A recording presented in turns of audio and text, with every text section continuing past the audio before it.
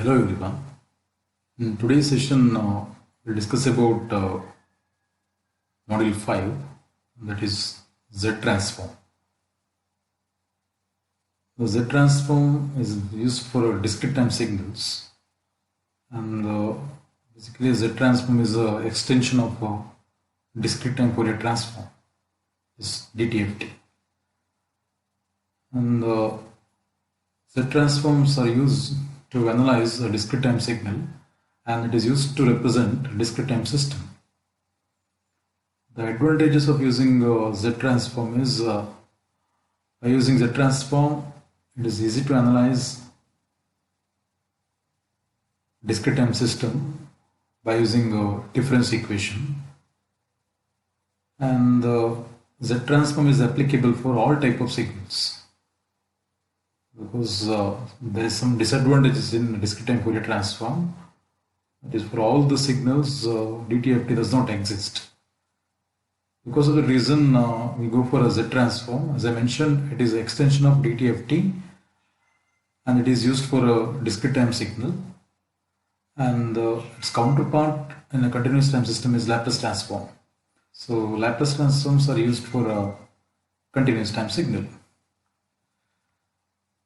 So in module 5, we're going to discuss about definition of Z transform, region of convergence, that is ROC, properties of ROC, properties of Z transform, then inverse Z transform, and last, transform analysis of LTI system. So first we'll discuss about introduction to Z transform. As I mentioned, Z transform is extension of DTFT, and Z transform is a counterpart of Laplace transform. It is used for discrete time signals. If x of n is discrete time signal, then Z transform is given by, if x of n is my discrete time signal, and its Z transform is given by x of z is equal to the summation over minus infinity to plus infinity x of n into z to the power minus n. Where z is equal to r into e to the power j omega, and r I'll call it as a magnitude, and omega is the angle of z. And the Z transform generally will represent in terms of polar coordinate, whereas the Laplace transform will represent in rectangular coordinates. There will represent in S plane, whereas here will represent in a Z plane. And the figure shows Z plane. Its y-axis is imaginary part of Z, and x-axis is the real part of Z. And r is the magnitude, and it is also radius. And the omega is the angle which is made along z-axis, positive z-axis. And it is a complex plane, and here e to the power j omega will be given by cos omega plus j sin omega. And the Z transform pair is given by x of n. Its Z transform is x of z, and its inverse Z transform x of z is x of n. Next we'll discuss about ROC, the region of convergence. To obtain the Z transform of any sequence or any signal, if we'll define the ROC, then it is easy to analyze the signal, because the ROC is very important here, and based on the ROC, we'll check the existence of Z transform. So Z transforms is decided based on the ROC, the region of convergence. Now, here is the transform equation, that is x of z. The x of z is equal to the summation over minus infinity plus infinity x of n into z to the power minus n, where z is r into e to the power j omega. And I'll substitute for z in that equation, summation over minus infinity plus infinity x of n, r into e to the power j omega to the power minus n. And the summation n over minus n plus infinity x of n, r to the power minus n, e to the power minus j omega of n. And I'll take the magnitude of x of z. So I'll write it as summation over minus infinity plus infinity the magnitude of x of n into r to the power minus n e to the power minus j omega n. And the e to the power minus j omega n function is converges, because if I take the absolute value of that, it will be 1 always. Now, to obtain the z transform, I have checked the value of r, because r is finite there. So the set of values of r for which the above summation converges is called region of convergence.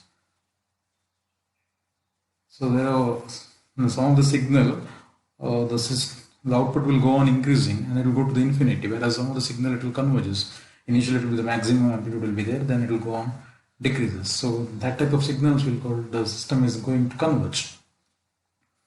Now for the existence of Z transform, the summation over n from minus infinity to plus infinity, the absolute value of x of n into r to the power minus n should be less than infinity. That is we call it as an absolutely summable. So you should get finite values. Then the Z transform will exist. If the condition will be satisfied, then for any signal the Z transform will exist.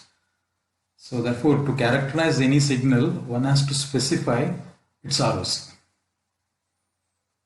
So ROC is, as I mentioned, it is very important to determine the existence of Z transform.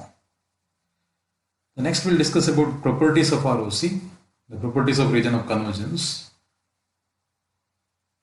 And the first property is the ROC of x sub z consists of a ring in Z plane centered above the origin. And it's given by the Z plane is represented as a circle, and always this ROC will be represented for a signal will be represented as a circle. Second property is ROC does not contain any poles. There are a concept is there, the poles and zeros. Generally we'll consider the numerator polynomial by using that to find out the zeros. By using denominator polynomial to obtain the poles. And if I substitute the values of poles, then I'll get x of z is infinity. Therefore, the ROC does not contain any poles, because it should be finite always. And the third property is if x of n is a finite duration sequence, then ROC is the entire z plane except at z is equal to 0 and bar r at z is equal to infinity. So there are different type of sequences are there in that finite duration. Finite duration sequence means I know the length of the sequence. Either it will be left side or right side. And its ROC is always entire z plane except at z is equal to 0 or z is infinity. The fourth property is based on the infinite sequence. The ROC of a right-sided sequence is always the outside the circle, and that is will be given as outside the circle with the outermost pole. So I have taken an example here. The x of n is equal to alpha to the power into u of n. It is a right-sided sequence because it is multiplied to the u of n. Because its value, it's having the value only the right side. And the z transform that will be z by z minus alpha. And if I represent in z plane, and you have to draw a circle with the radius alpha, and the ROC will be outside the circle. The shaded region, we will call it as an ROC here. Next property is the ROC of a left-sided sequence is always inside the circle. The left-sided sequence means I am having the value only at the left side. It is from minus infinity to minus 1. So the example is x of n is minus alpha to the power n u of minus n minus 1. It is a left-sided sequence, and its ROC is again its Z transform is again z by z minus alpha only. Now you based on the ROC you will decide whether it is a left-sided sequence or right-sided sequence. The ROC will be given by a circle with the radius alpha, and ROC will be inside the circle. The sixth property is the ROC of two-sided sequence or both-sided sequence is constant recurring. If I'll add right-sided sequence and the left-sided sequence, I'll get both-sided sequence. And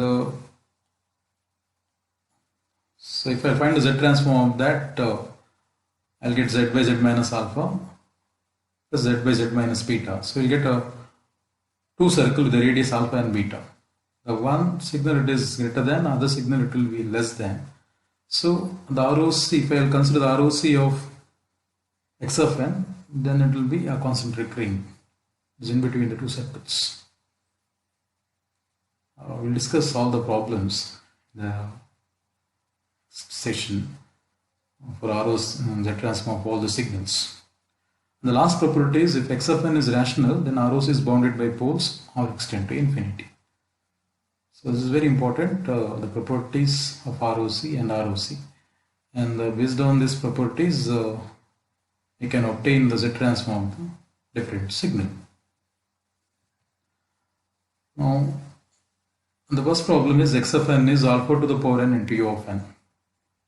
So this is our right-sided sequence, and where alpha is less than 1, because you know that the u of n is defined for its value is 1 for n greater than or equal to 0 and 0 for n less than 0. So right-sided sequence, and it is multiplied with alpha to the power n. So if I consider alpha is less than 1, then the signal amplitude is going decreasing. So it is a decaying exponential signal. Now I will obtain the Z transform of that. So x of z is the summation over n from minus infinity plus infinity x of n z to the power minus n. I will substitute that x of n. So x of n is alpha to the power into u of n. Because u of n is the right-sided sequence, now I will change the lower limit. Instead of minus infinity, I will make it as 0. 0 to infinity, alpha to the power n, z to the power minus n. I will take the common term. It is summation over n is 0 to infinity, alpha z inverse to the power n. Now from this point I will find out the ROC. To find the ROC, I will consider the alpha z inverse should be less than 1. I will rearrange it. That is absolute value of alpha by z is less than 1. And absolute value of alpha is less than the magnitude of z, or magnitude of z is greater than alpha. Now if I use the infinite series expression, now know that the summation over n is 0 to infinity, a to the power n is 1 by 1 minus a. Use that equation here. So x of z is 1 by 1 minus alpha z inverse, or I can write it as x of z is z by z minus alpha. Now to draw the ROC, I will consider z plane, the imaginary part of z and real part of z. Now to draw the ROC, first I will draw a circle with the radius alpha. Draw one circle with the radius alpha, and the ROC is mentioned here, the magnitude of z is greater than alpha.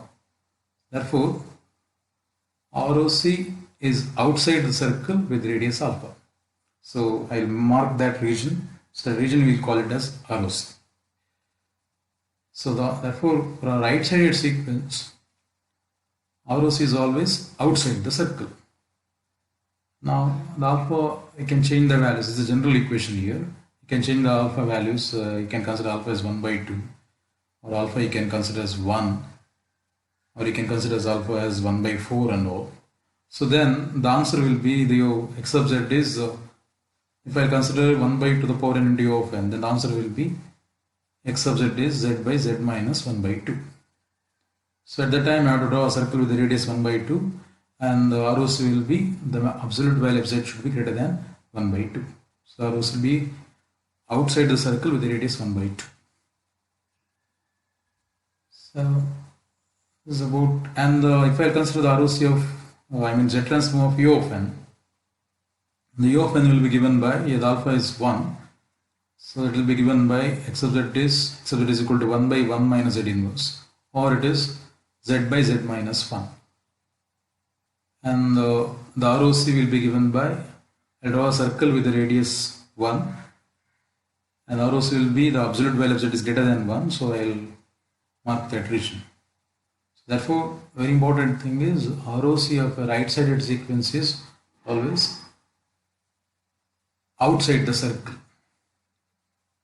So in next class we will discuss about the left-sided sequence and the both-sided sequence.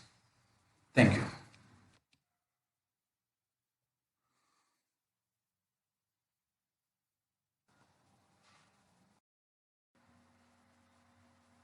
So hi everyone. The last class we discussed about Z transform. We discussed about the definition of Z transform. Then ROC, the region of convergence, the existence of Z transform using ROC. Then we discussed about the properties of region of convergence, ROC.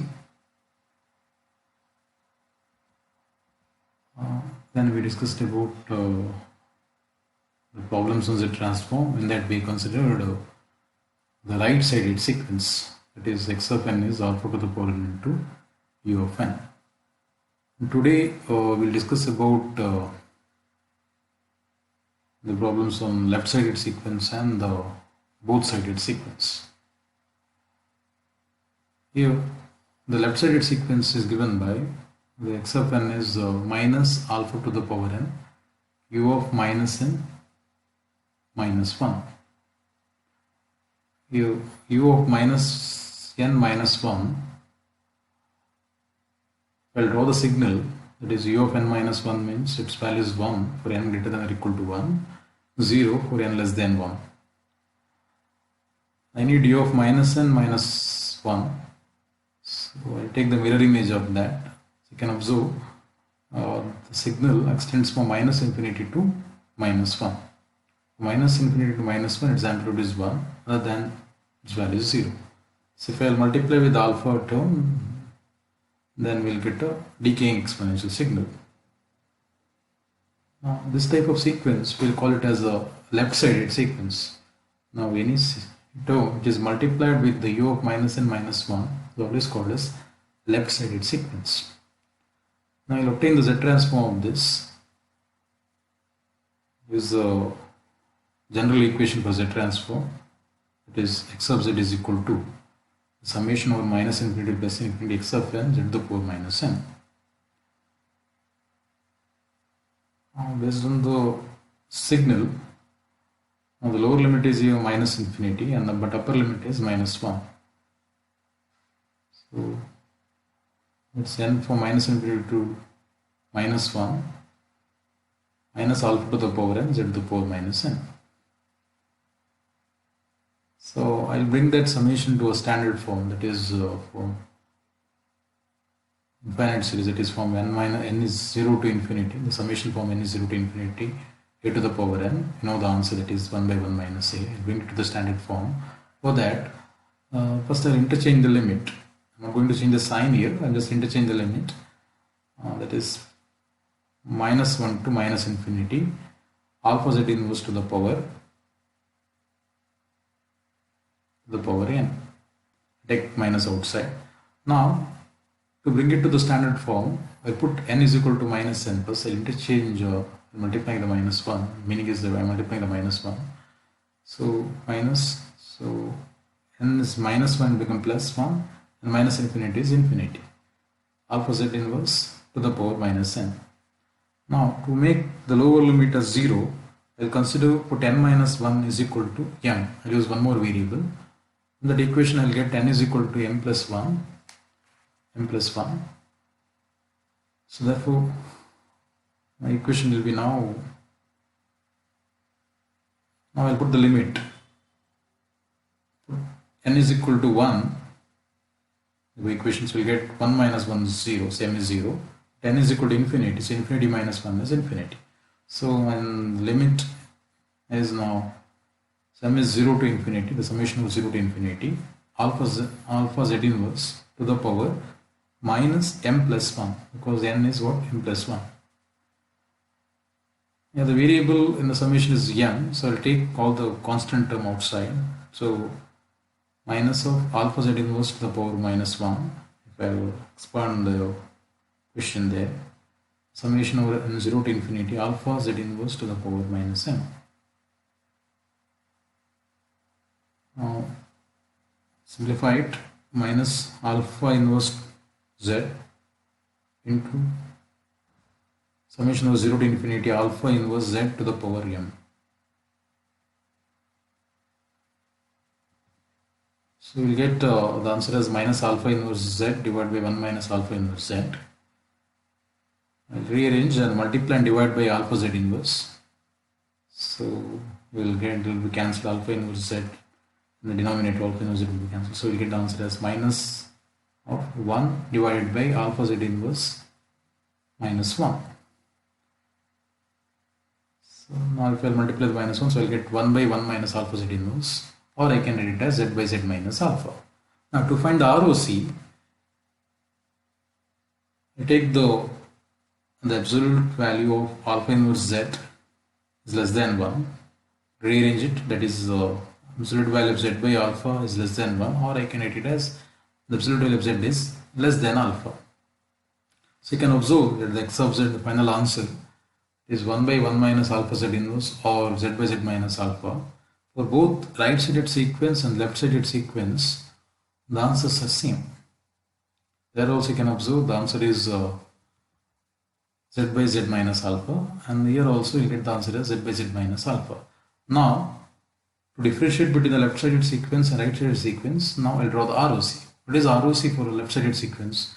The absolute value of z is less than alpha. So now I'll draw a circle with the radius alpha. I'll mention the ROC inside the circle. I'll shade the circle, mention the ROC inside the circle. So the shaded line indicates that the ROC. Therefore, the ROC for a left sided sequence is always inside the circle. And now I can take some examples also. You can take many examples. If I'll change the value of alpha again here, it is alpha is 1 by 2, 1 by 4, or 1.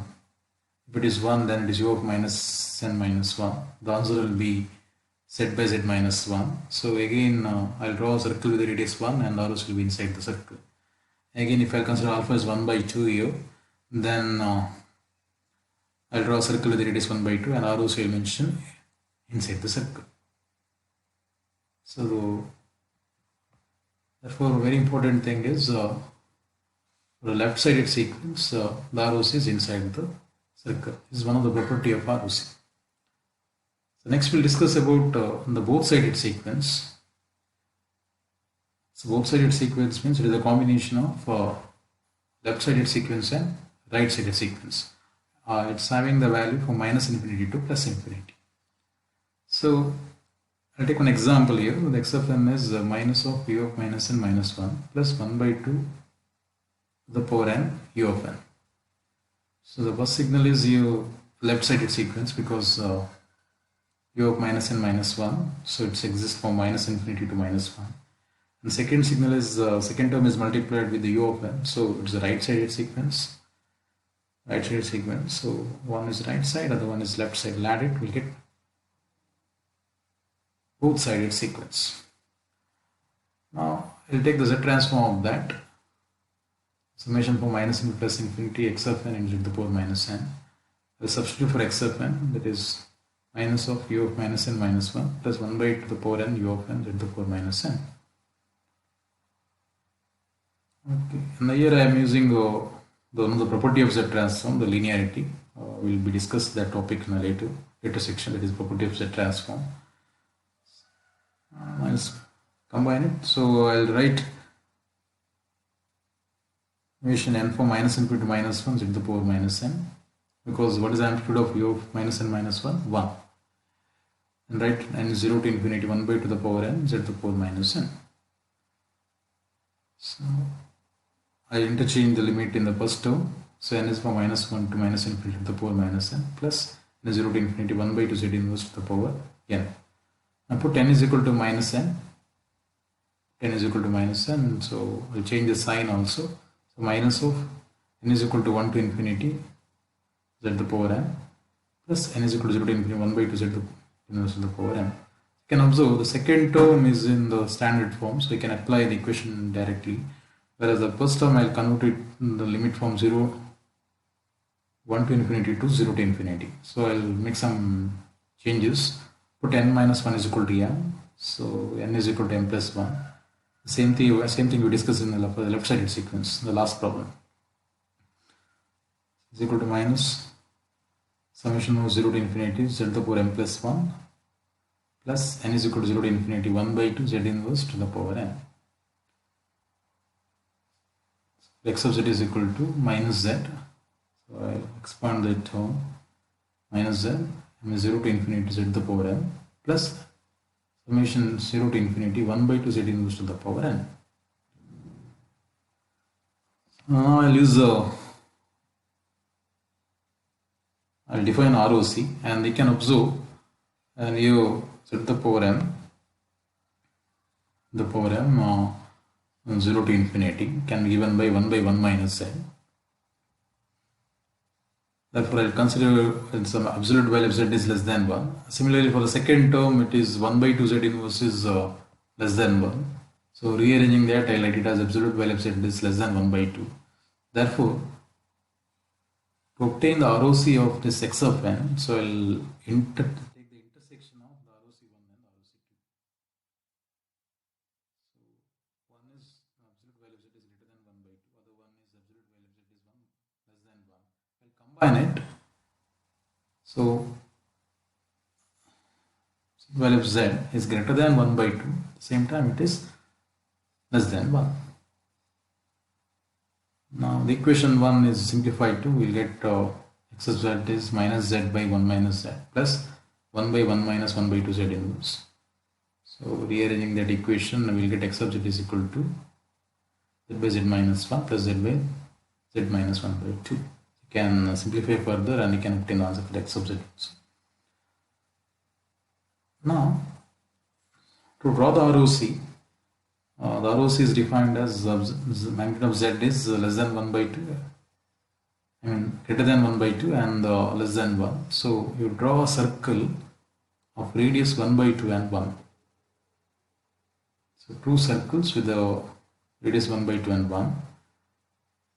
And one condition is absolute value of z is greater than 1 by 2. So I'll draw ROC is outside the circle.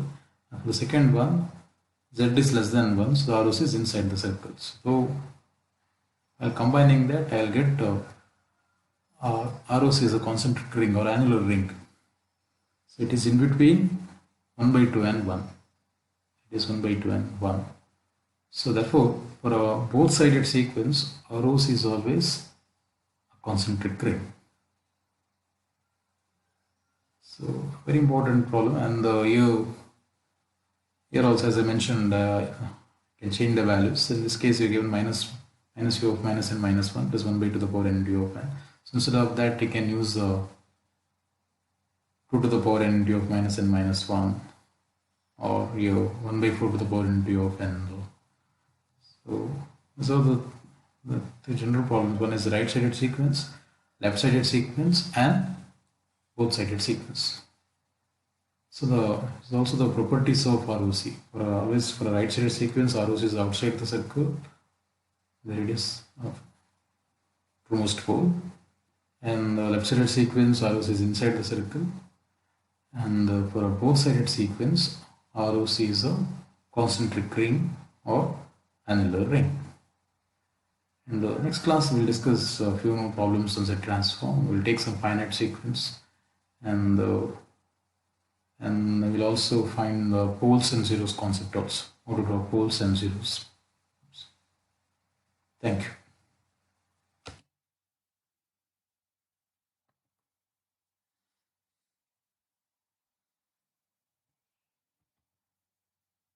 So to summarize, we discussed about Z transform, ROC, properties of ROC, then problems on right-sided sequence, problems on left-sided sequence, then problems on both-sided sequence.